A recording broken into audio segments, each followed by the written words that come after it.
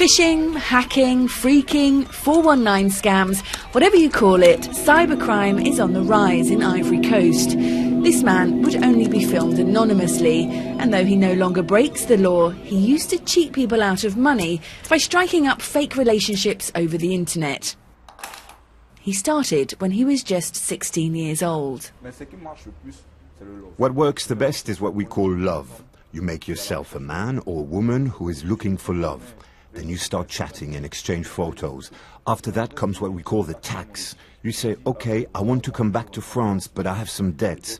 I need, for example, 5,000 euros. My parents have left me a fortune, so once I'm home, I can pay you back.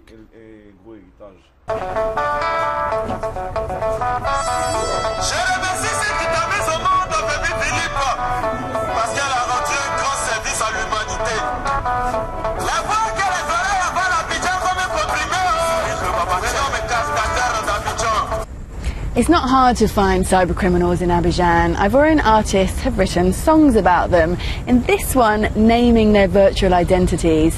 That gives you some idea of the extent of the problem here. 2 years ago, the government set up a dedicated task force to fight cybercrime, the first in Africa. According to reports, nearly half of all complaints come from France. The love method described earlier is the most common way victims are duped. And in total, police have recorded close to $15 million in defrauded money. The online community is trying to tackle cybercrime too. This year they voted for Abidjan's first web mayor. His main aim is to teach young people about legitimate ways to earn money online.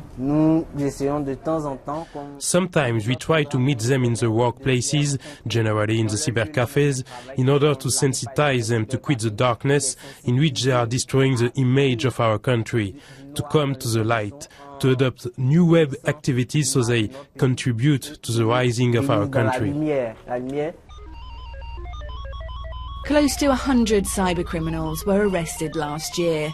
A tough cybercrime law brought in last May has introduced prison sentences of up to 20 years. Enough to steer some onto the right side of the law. You know, when I was doing it, some part of me felt guilty. But then you just say to yourself, it's only money. So no, now I don't have any regrets. He shows little remorse. He's now studying IT at university instead.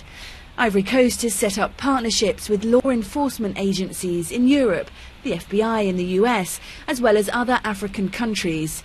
It wants the world to know it's serious about tackling the problem.